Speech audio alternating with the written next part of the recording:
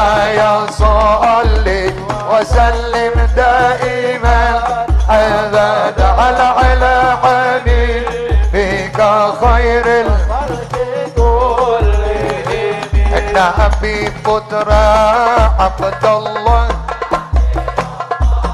محمد نبي كاسي الله نبي الله محمد manusia idolaku Nabi Muhammad manusia yang ku cinta Nabi Allah Maulaya salli wa sallim daiman abadan ala habibika khairil khalqi kullihim huwal habibun nadi turja syafa'atuhu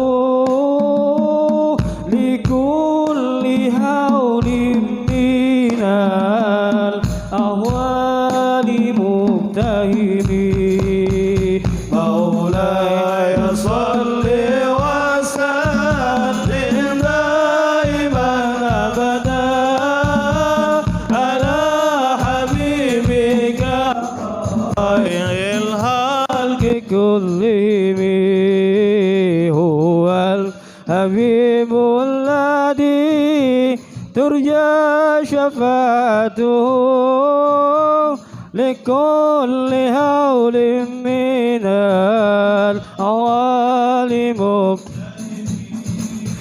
abana mauliduhu anti bi unsurihi yatiba mabtadaim minhu wa mu'tadami yawmun تفرس في الفرس أنهم قد أنذروا بغلو للبوس والرقاب وما رواه مصدق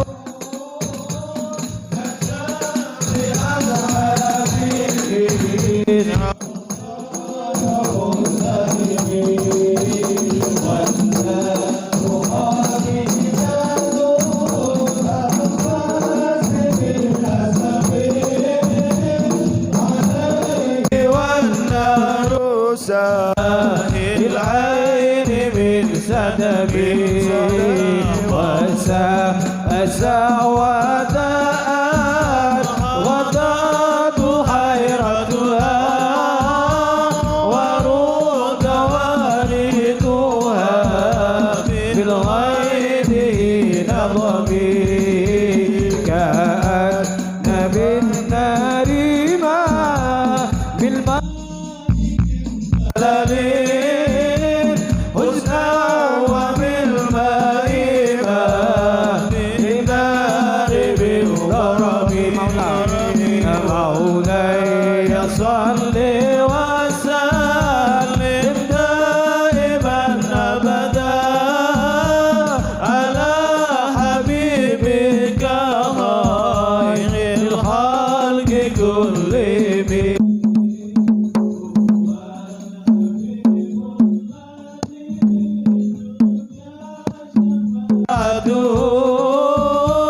لكل هول من الأهوال مغتهم والجن تهتف والأنوار ساتعة والحق يدهر من هو من كذب والصوم فاعل لن البشائر لم تسمع وما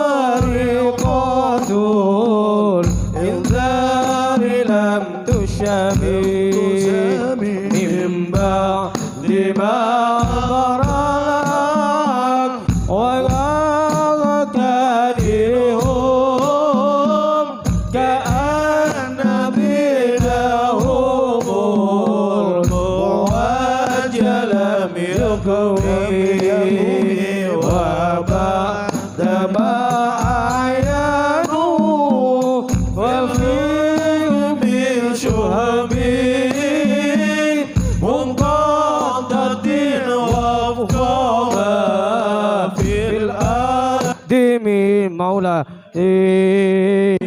حتى يزال وسلم دائما أبدا على حبيبك خير الخلق كلهم هو الحبيب الذي ترجى شفاعته لكل هول من الأهوال مقتحم حتى غدا أوطاري كالواي منهزمون من الشياطين فوئس منهزمين كأنهم هربان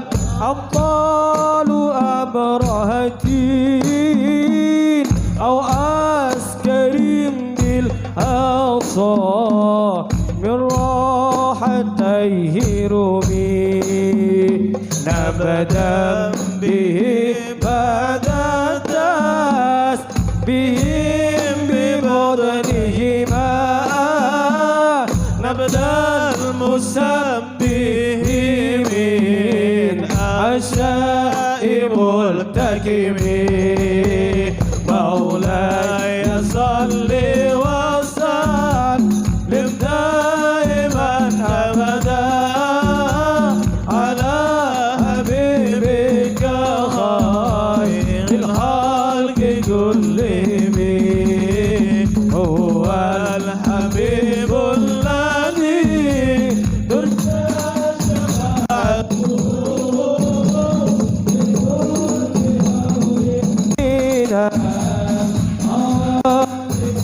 دائمين صل وسلم دائما عبدا على حبيبك خير الخلق كلهم اللهم صل وسلم وبارك عليه وعلى آله مولاي صل وسلم دائما أبدا على حبيبك خير الخلق كلهم مولاي صل وسلم دائما أبدا على حبيبك خير الخلق كلهم دعني وواسي آيات الله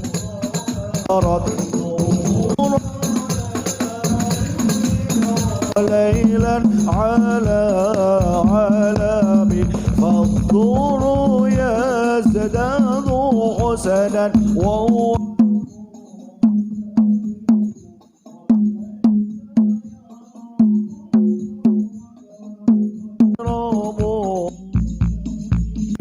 فما تطول أمل البديل ما فيه من وكرم الأخلاق وشيم آيات حق من الرحمن مهدسات قديمة صفة الموصوف بالقدام قديمة صفة الموصوف بالقدام مولاي صلوا على النبي محمد أبدا على حبيبه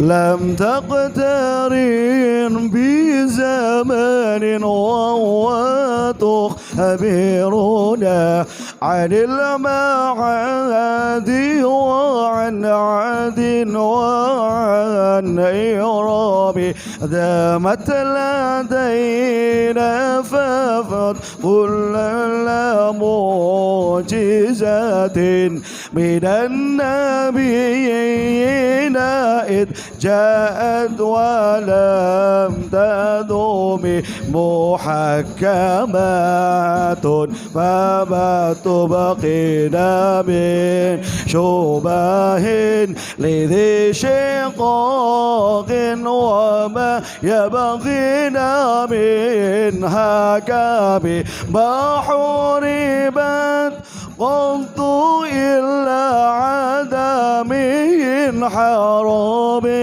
أعدى الأعادي إليها ملقيا سلامي أعدى الأعادي إليها ملقيا صلوا على النبي الله صل وسلم دائما أبدا على آمين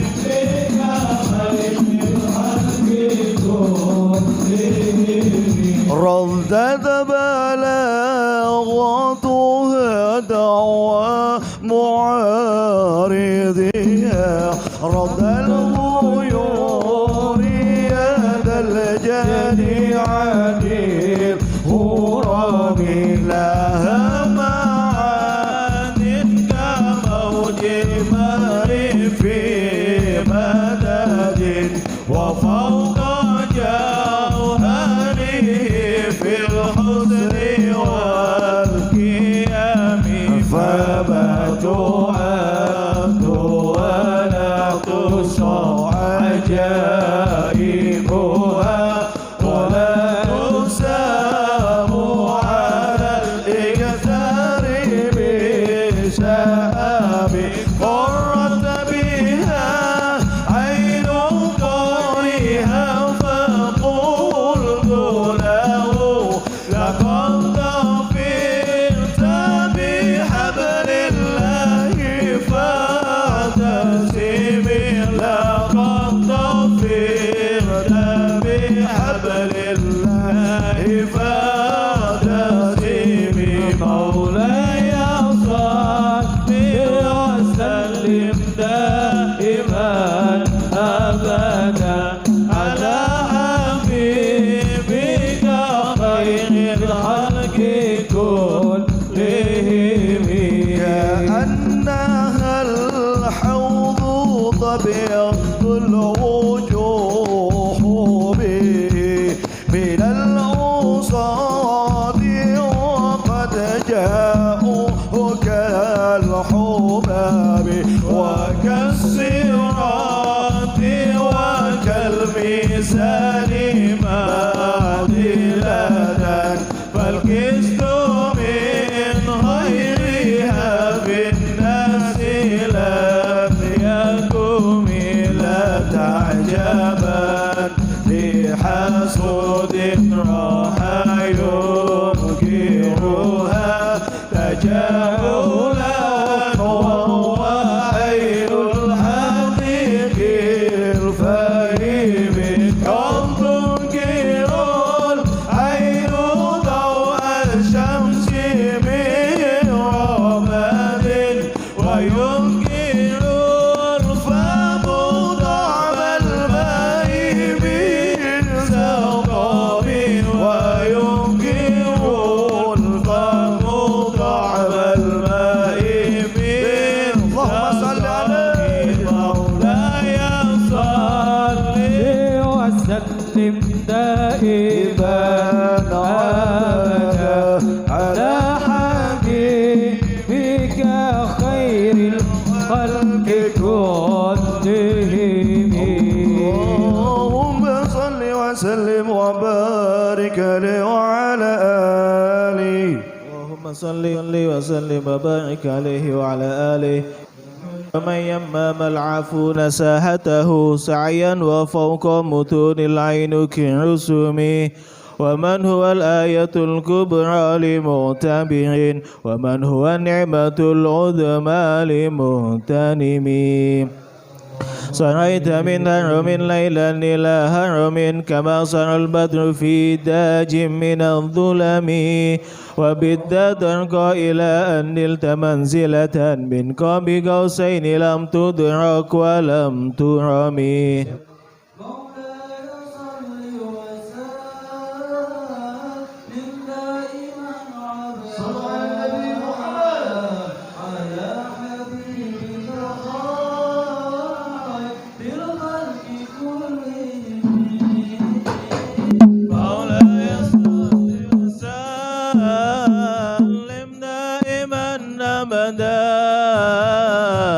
على حبيبك خير الخلق كلهم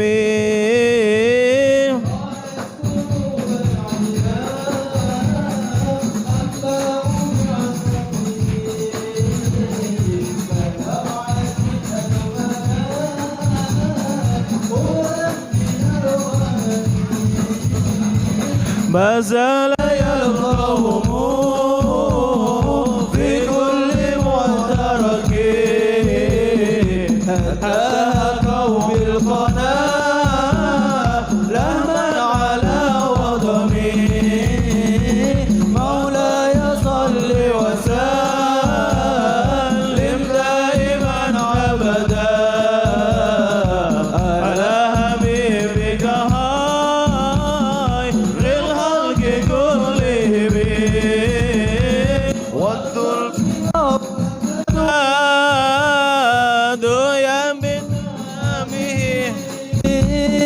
أسلع سالت ماء إقبال والرغم تم الليالي ولا يدرون إذتها ما لم يكن إليا للأسور الغرم مولاي صل وسلم دائما أبدا على حبيبك خير الخلق كلهم كأنما الدين ضيف هل ساحته بكل قرم إلى لهم العذا قرم يجر برخمي فوق سابهة ترمي بموج من الأبطال ملتدم من كل معتدب لله محتسب يشتو بمستعصر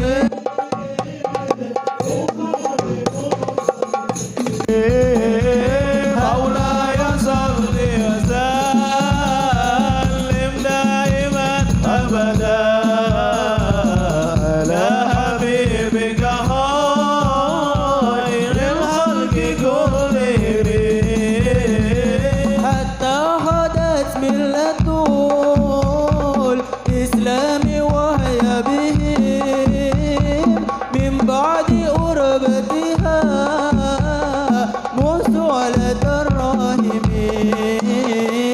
مفولة عبدا منهم بخير أبي وخير بعل فلا تيتم ولم تعبي هم الجبال فسال أنهم مصادبهم بدار منهم في كل مصطلب مولاي صل وسلم دائما أبدا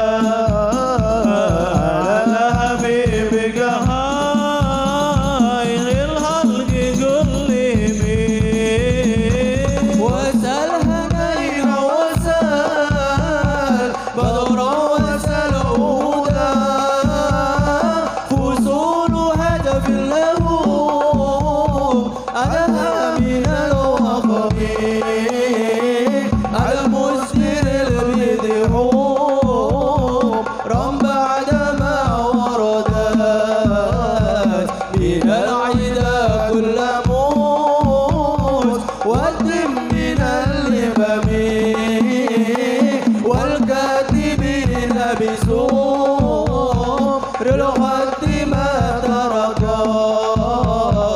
أعلامهم أرفجين من غير منعدم مولاي صل وسلم دائما أبدا على حبيبك خير الخلق كلهم ساكي السلاح لهم سمة تميزهم وورد يمتاز به سمة عن السلام تهدي إليك رياح النسر نشرهم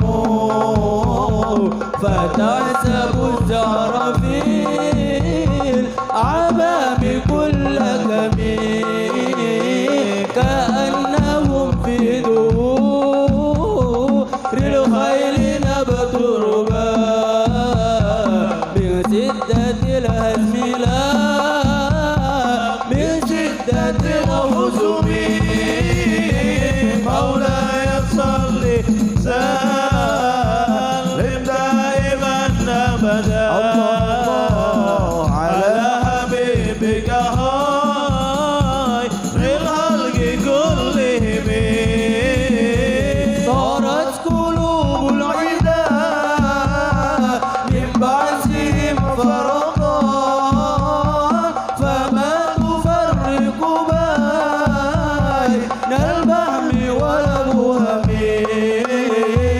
وما تكن برسول لله نشرته إذ تلقوا الأسد في أجابها تجبي ولا ترى من ولي غير مهتسر به ولا من عدو من غير منقسم مولاي صل وسلم دائما أبدا على حبيبك خير الخلق كلهم أهل أمته في هرز ملته كالليث هل مع أسفل في العجم كم جدلت كلمات الله من جدل فيه وكم هسما البرهان من خصم كفاك بالعلم في الأمي معجزة في الجاهلية والتعذيب باليتم مولاي صل وسلم دائما أبدا على حبيبك خير الخلق كلهم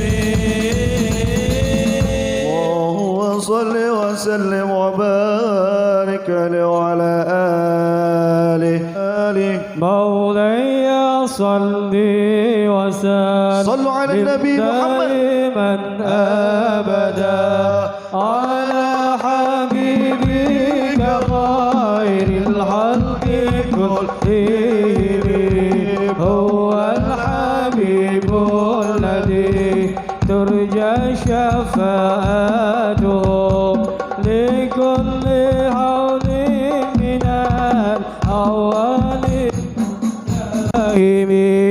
مولاي صل وسلم دائما أبدا على حبيبك خير الخلق كلهم يا أكرم الخلق ما لمن ألوذ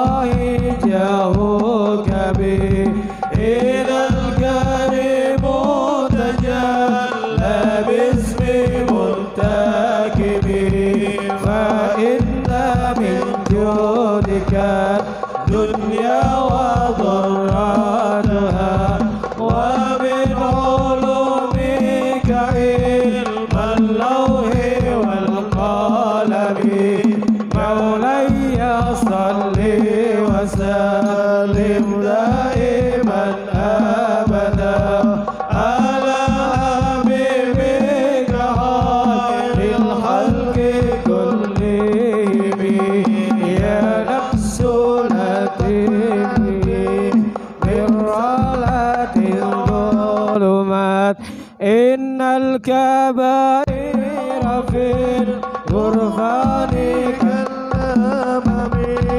لعل رحمة ربي هنا يصيبها تهدي على حسب العصيان في القسم يا ربي واجعل رجائي غير منعكس لديك واجعل حسابي غير منقائم مولاي صل وسلم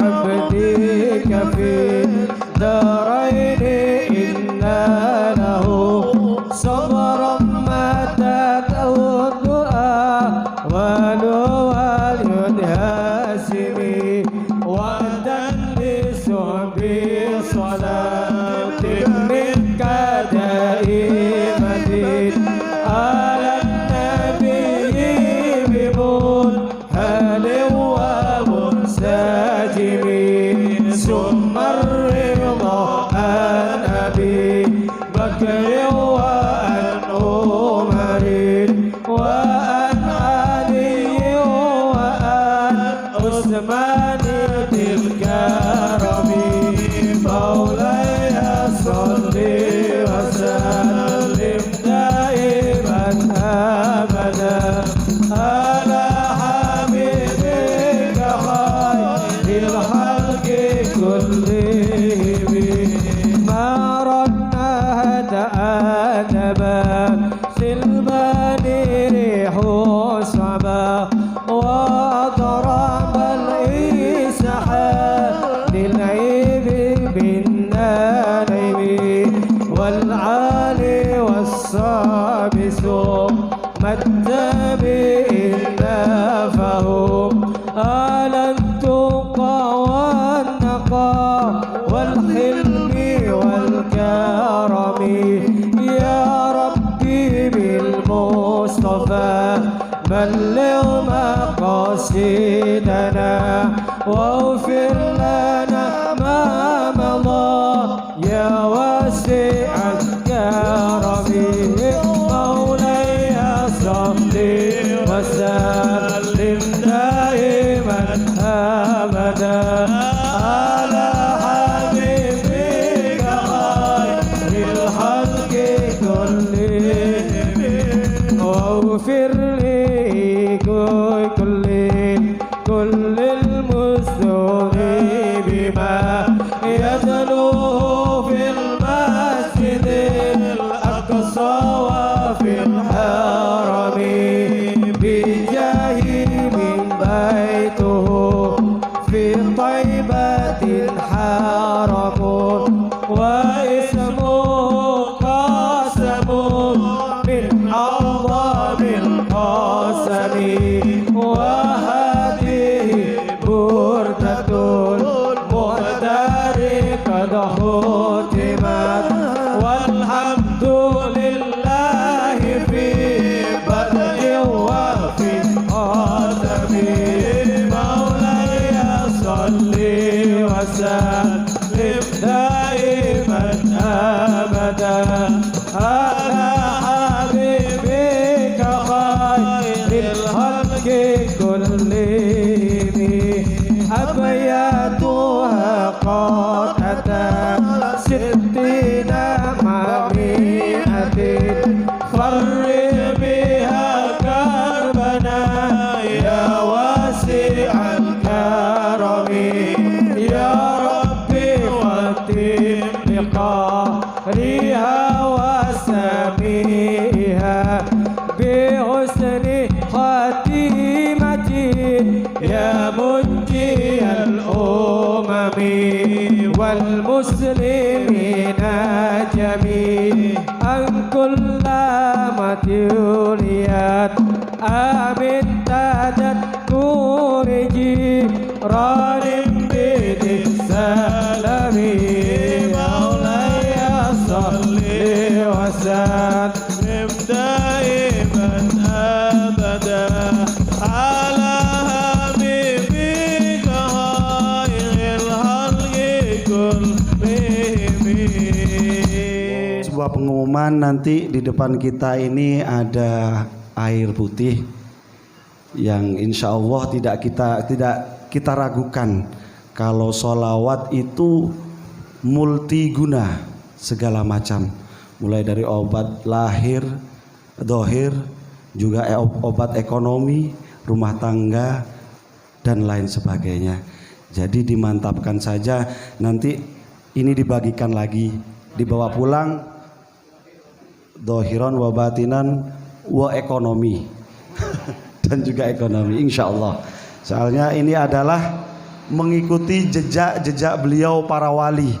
Biasanya ada dua, ada air putih, biasanya ada lagi apa namanya, buje uyah biasanya. Tapi kalau buje nanti bahaya. Jadi dimantapkan. Insya Allah kita ahli sunnah wal jamaah An-Nahdiyah Nahdlatul Ulama sangat yakin, sangat mantap dalam hati kita bahwasanya pembacaan sholawat itu mempunyai multiguna segala macam. Membacanya saja nggak harus punya wudhu. Jadi dalam keadaan asalkan bersolawat dikasih pahala oleh Allah Subhanahu wa Ta'ala. Shallu ala Nabi Muhammad. Untuk selanjutnya pembacaan Fahtazal yang akan disampaikan oleh Ustadz Imam. Fatafadhal alaihi mashkuran. Allahumma salli wa sallim wa barik alaihi. Bismillahirrahmanirrahim. فانتزل رسول ربه واستبشارا وزاد الكرسي وهيبته ووقارا وامتلأت السماوات أنوارا وضجت الملائكة تهليلا وتمجيدا واستغفارا سبحانه لله ولا إله إلا الله والله سبحان الله والحمد لله ولا إله إلا الله والله سبحان الله والحمد لله ولا إله إلا الله والله ولم تزل مدرعا وعام فخري وفضلي إلى نهاية تمام حملي فلما استندم ينطلق بدن رب الخلق وضعت الحبيب صلى الله عليه وسلم ساجدا شاكرا حامدا كأنه البدر في تمام محل القيام صلى الله محمد صلى الله عليه وسلم صلى الله على محمد صلى الله عليه وسلم سلام عليك يا رسول السلام عليك يا حبيب السلام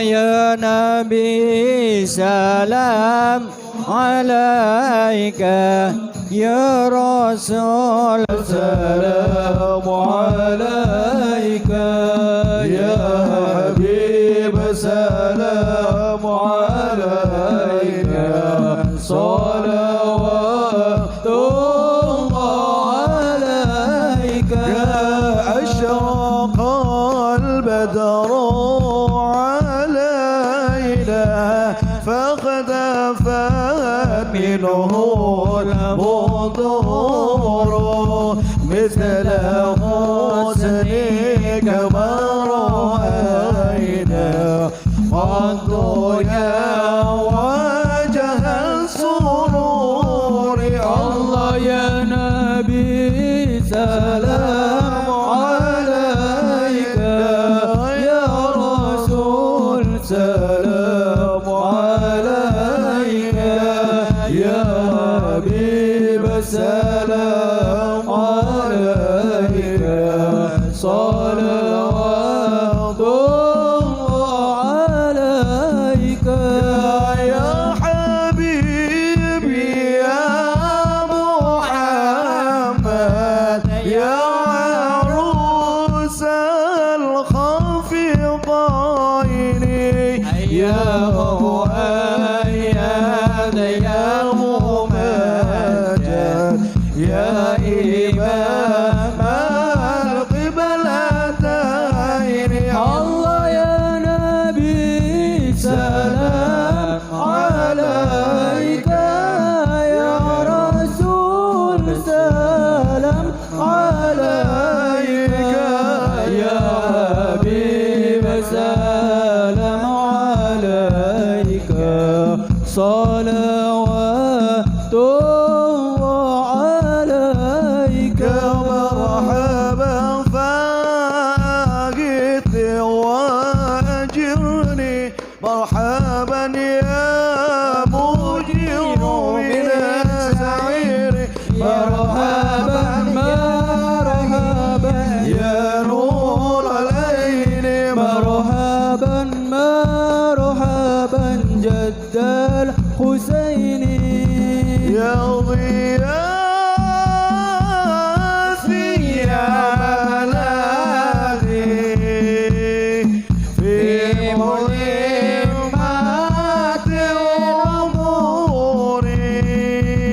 أموري سعد عبد قد تملى وانجلى عنه الحزين صلى الله على محمد مرحبا صلى الله عليه وسلم مرحبا صلى الله على محمد مرحبا صلى الله عليه وسلم مرحبا يا ولي الحسنات يا رفيع الدرجات كفر عني الذنوب واغفر عني سيئاتي صلى الله على محمد صلى الله عليه وسلم صلى الله على محمد صلى الله عليه وسلم أنت غفار الخطايا والذنوب الموبقات أنت ستار المساوي ومقيل العثرات صلى الله على محمد صلى الله عليه وسلم صلى الله على محمد محمد صلى الله عليه وسلم عالم السر وأخفى مستجيب الدعوات ربي فارحمنا جميعا بجميع الصالحات صلى الله على محمد صلى الله عليه وسلم صلى الله على محمد صلى الله عليه وسلم والصلاة الله تغشى عدد تاريخ الصدور أحمد الهدي محمد صاحب الوجه المنير صلى الله على محمد صلى الله عليه وسلم صلى الله على محمد صلى الله عليه وسلم اللهم صل وسلم وبارك عليه وعلى آله.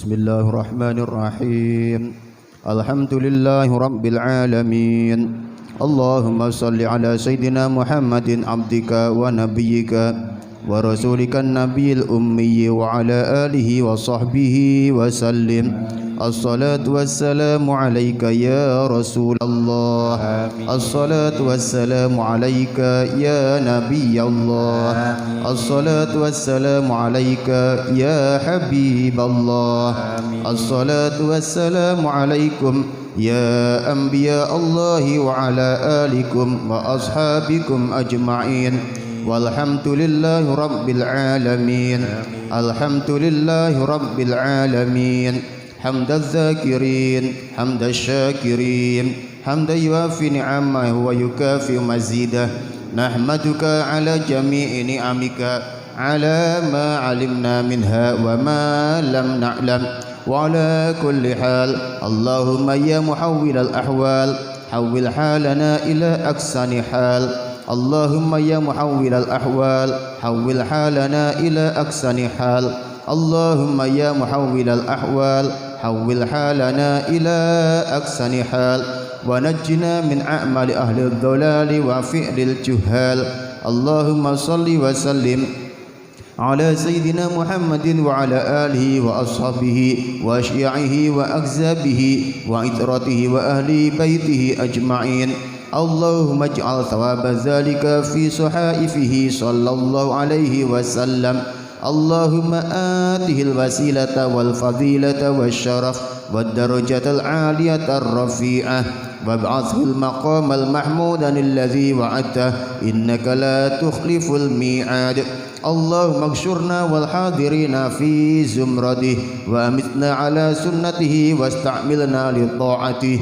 وأوردنا حوضه واسقنا من يده الشريفة شربة هنيئة مريئة لا نطمع بعدها أبدا يا رب العالمين ثم في صحائف الهادين المهتدين والراشدين المرشدين ذوي القدر العلي والفخر الجلي ساداتنا أبي بكر وعمر وعثمان وعلي وفي صحيفة الزهراء البتول سيدتنا فاطمة بنت سيدنا الرسول ثم في صحائف ولديها الشهيدين أبي محمد الحسن وأبي عبد الله الحسين والعمين الشهيدين عند الله وعند الناس أبي عمارة الحمزة وأبي الفضل العباس والأنصار والمهاجرين وأزواجه الطاهرات أمهات المؤمنين وجميع الصحابة والقرابة والتابعين والتابع التابعين ومن تبعهم بإحسان إلى يوم الدين والأربعة الأئمة المجتهدين ومقلديهم في الدين والأولياء والشهداء والصالحين خصوصا في صحائف منشئ هذه البردة الشريفة سيدي شرف الدين محمد البوصيري، ثم في صحائف أولياء الله تعالى جميعا من أقطاب وأنجاب وأوتاد وأبدال ورجال الغيب من مشارق الأرض إلى مغاربها أينما كانوا وأينما حلت أرواحهم يا رب العالمين. اللهم انفعنا ببركاتهم وانفعنا من نفحاتهم وأعط علينا وعلى المسلمين من بركاتهم ومن بركات علومهم وأنفاسهم الطاهرات في الدين والدنيا والآخرة. ثم في صحائفنا وصحائف الحاضرين والسامعين ووالدينا ووالديهم وأمواتنا وأمواتهم وأموات المسلمين أجمعين. اللهم اجعل جمعنا هذا جمعا مرحوما وتفرقنا من بعد هذا تفرقا معصوما. اللهم اجعل جمعنا هذا جمعا مرحوما وتفرقنا من بعد هذا تفرقا معصوما. اللهم اجعل جمعنا هذا جمعا مرحوما وتفرقنا من بعد هذا تفرقا معصوما. ولا تجعل اللهم فينا ولا معنا ولا حوالينا محروما ولا مأثوما وعن بابك مطرودا. وهب اللهم بفضلك إحسانا لمسيئنا ومحسننا لعالمنا وعاملنا ومخدمنا. وهب لنا جميعا بمنك وكرمك برحمتك يا أرحم الراحمين.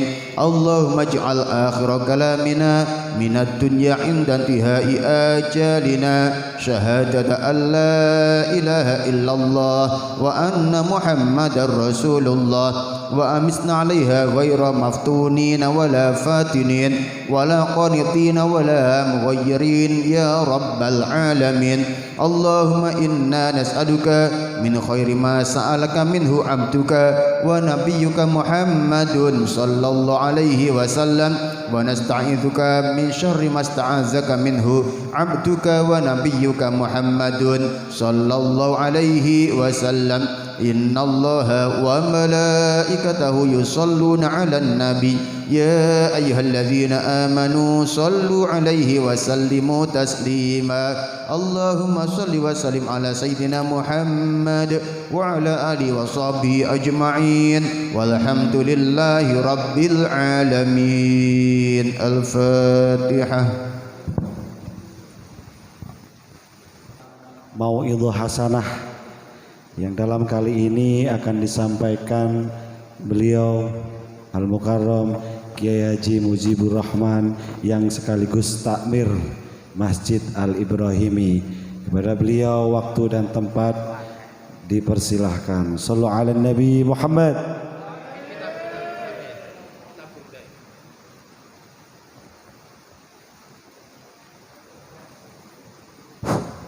Assalamualaikum warahmatullahi wabarakatuh. Bismillahirrahmanirrahim. Alhamdulillahirabbil alamin wassalatu wassalamu ala asyrofil mursalin sayyidina Muhammad wa ala alihi wa sahbihi ajmain, amma ba'd. Kepada semua yang hadir, khususnya jajaran takmir Masjid Al-Ibrahimi, tak terlupakan pengurus Banser, pengurus Ansor, pengurus NU, kesemuanya teman-teman baik remaja Masjid Al-Ibrahimi maupun hadirin yang lain yang kami muliakan. Alhamdulillah, langsung saja tanpa mau itu ya, cerita-cerita ya, nyantai ya. Malam ini terasa sudah kita sangat bergembira, sangat bergembira karena berkat fadl dan rahmat yang diberikan oleh Allah kita dapat berkumpul di sini tempat, yaitu Masjid Al-Ibrahimi, dalam keadaan sehat walafiat. Tentunya telah selesai membaca burdah, salah satu bentuk kegiatan Ansor ya, yang digagas oleh khusus Ansor Gondang Legi Wetan Jadi kebahagiaan kita malam ini bukan karena kita telah datang ke masjid atau mampu mendatangi masjid untuk membaca burda, tapi semata-mata karena fadl Allah dan rahmatnya. Qul bi fadlillahi wa bi rahmatihi fa bidzalika fal yafrahu.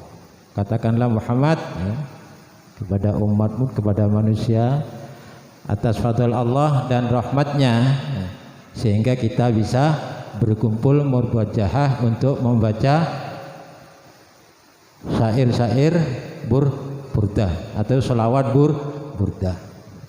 Aslinya ya Al-Kawakib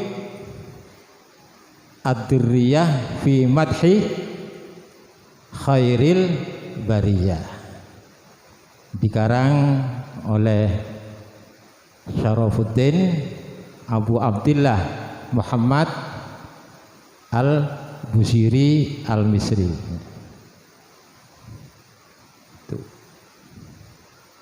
Kelahiran Maroko ya.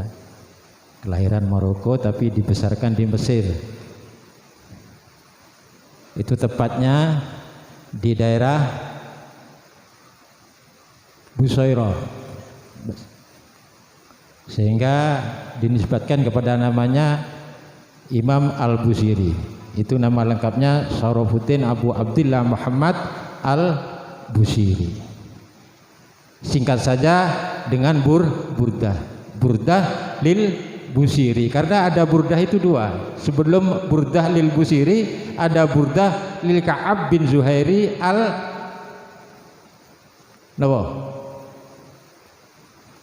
Dafal. Nah, itu zaman sahabat. Di zaman sahabat itu ada namanya Ka'ab bin Zuhairi bin Salma.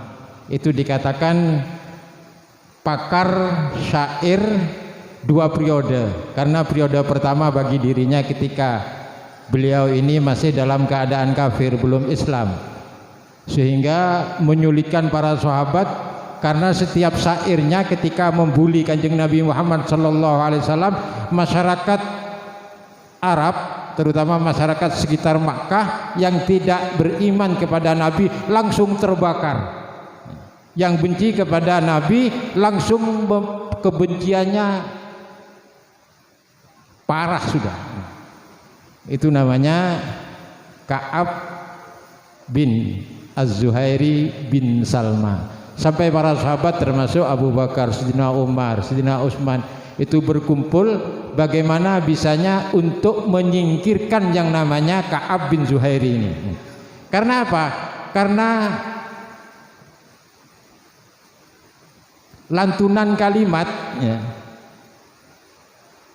itu bisa membuat masyarakat Ka'bah itu semakin benci, yang benci semakin benci kepada Nabi, sehingga bagaimana caranya para sahabat ini bisa menyingkirkan atau bisa menghilangkan orang yang namanya Ka'ab bin Zuhair ini. Akhirnya satu saat baginda Nabi SAW berkumpul bersama sahabat-sahabatnya ya, datang seorang laki-laki bertopeng ya, pakai cadar ya, langsung menghadap kepada Nabi. Dia bilang begini, aku dengar bahwa sahabat-sahabatmu akan menghilangkan orang yang namanya Ka'ab bin Zuhairi. Dijawab oleh Nabi, iya betul.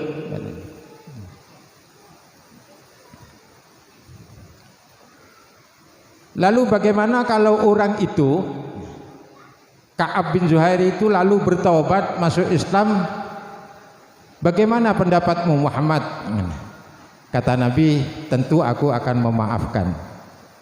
Maka ketika itu pula Ka'ab bin Zuhairi yang memakai cadar itu cadarnya dilepas. Setelah dilepas, para sahabat tahu kalau itu orang-orang yang dicari-cari untuk disingkirkan. Wah, Ka'ab ini sudah mengerti bahwa ajalnya sudah menunggu detik. Lalu minta kepada Nabi dan para sahabat, kalau boleh aku ada permintaan sebelum aku dibunuh.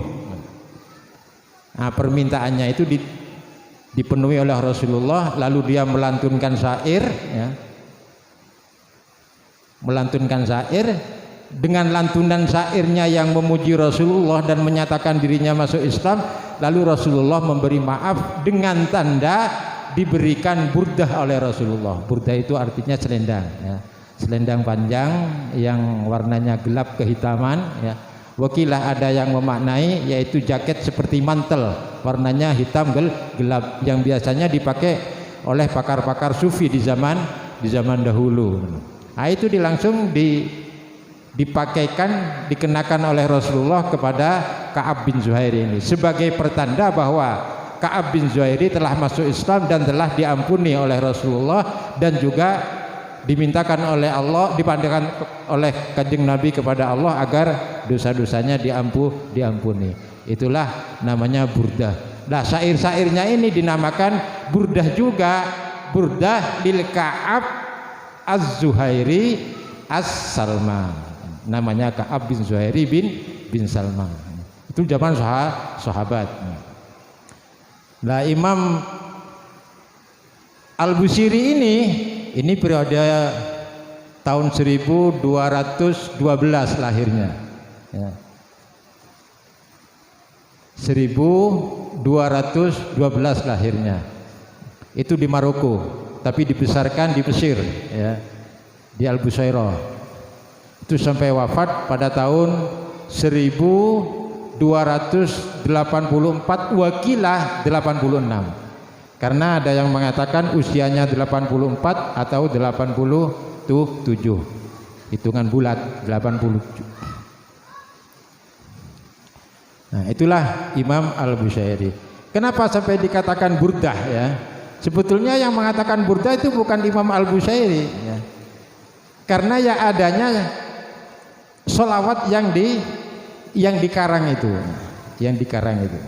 pada saat beliau ini lumpuh, ya, Al-Burdah ini sudah disusun, kemudian mohon kepada Allah dengan lantaran memperoleh syafaat dari baginda Rasul, lalu ditulislah burdah itu sampai dia tertidur, ya. Setelah dia tertidur, mimpi bertemu dengan Rasulullah, burdah itu dibaca dari awal, kemudian sampai bacaan yang ke bait 51, ya, bait yang ke-51, kalau tidak salah bunyinya famablagul ilmi fihi annahu basyarun fa annahu khairu khalqillahi kullihimi. Nah, pada saat dapat separuh ini sudah tidak kuat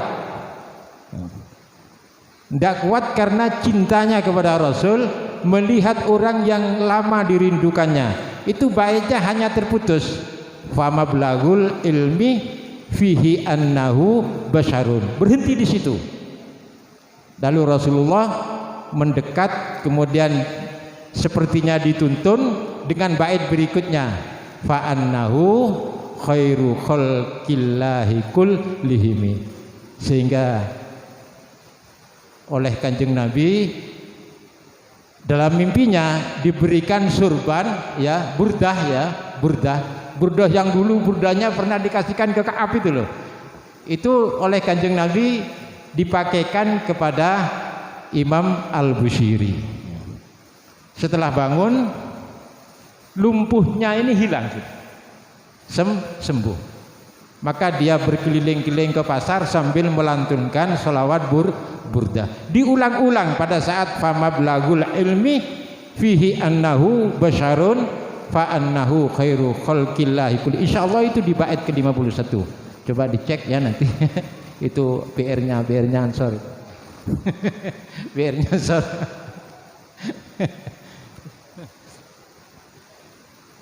Hadirin yang saya hormati, ya, ada lagi apa ya,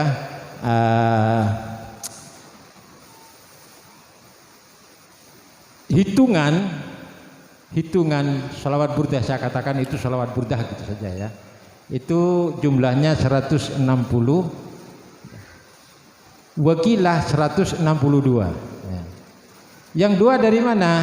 Yang dua itu masih simpang siur, tapi bisa dikatakan banyak ulama yang mengatakan tambahan dua itu pun juga merupakan tulisannya atau karangannya Imam Al-Busiri. Apa itu? Ya, yaitu Maulaya sholli wa sallim daiman abada. Terus ya Rabbi bil Mustafa. Dua bait itu. Ya. Itu yang menjadikan dari 160 menjadi 162. Karena bait itu diawali dengan amin tazakuriji, ya. Awalnya itu amin tazakuriji. Nah, jadi Maulaya sholli wa sallim daiman abada seterusnya sampai ya Rabbi bil Mustafa berling maka itu sebetulnya memang karyanya Imam Al-Busiri juga, tapi tidak dijadikan satu. Tapi sekarang oleh penerusnya ya itu dijadikan satu. Huwal habibul ladzi turja syafa'atuhu, ya tak ijazahi kamu, ya khususnya Ansor, ya. Huwal habibul ladzi turja syafa'atuhu likulli haulin minal ahwali muktahami. Itu bisa digunakan hajat panjenengan meminta kepada Allah dengan perantara syafaat baginda Rasulullah, membaca huwal habibul ladzi turja syafa'atuhu, ya. Itu berapa? Tergantung, ya. Kalau kebutuhan panjenengan ringan, ya cukup membaca 11 tiap malam. Kalau ringan 11. Kalau setengah berat itu ditambahin 0 tengah. Berapa? 101. Kalau kelas menengah. Kalau ada kebutuhan yang sangat berat ditambahin 02. Jadi berapa? 1001.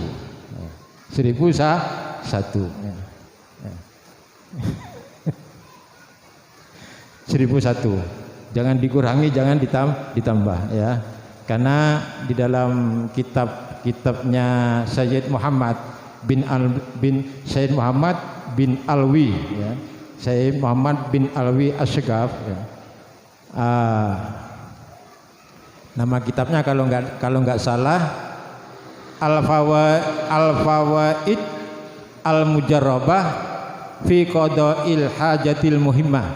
Itu Syekh Muhammad itu menukil keterangan dari gurunya Syekh Abdus Salam, ya. Itu berkata demikian, ya. Mangkanat lahu hajatun, barang siapa yang mempunyai hajat dunyawiyatun au ukhrawiyatun, baik hajat itu kepentingan dunia maupun kepentingan akhirat, falyaqra, maka bacalah huwal habibul ladzi turja syafa'atuhu likulli haulin minal ahwali muktahimin. Wakilah baca li awwali muktahami. Itu 100, ya. Alfan wa wahidah fi majlisil wahid, dalam satu dudukan. 1001 dalam satu dudukan. Fa insyaallah akan diijabahi oleh Allah. Itu bukan dari saya, itu ada kitabnya kalau itu, ya. Sanadnya jelas, ya. Sanadnya jelas. Oleh karena itu mari adik-adik Ansor, ya, saya himbau untuk bersemangat, ya. Karena walaupun dibaca di dalam majelis rutinan seperti malam ini, ya, ini pun bacaan huwal habibul ladzi ini juga manti, ya, manti. Jadi kita punya hajat apa, ya, ikut nanti setelah sampai bacaan huwal habibul ladzi dengan semangat, ya, sambil mohon kepada Allah apa yang dia hajatkan. Mudah-mudahan, ya, sedikit ini bisa bermanfaat. Nanti diumumkan untuk 2 minggu yang akan datang di mana tempatnya, nggih. Itu dari saja. Wallahul muwaffiq ila aqwamit thoriq. Assalamualaikum warahmatullahi wabarakatuh. Waalaikumsalam warahmatullahi wabarakatuh. Jazakumullah khairan katsira.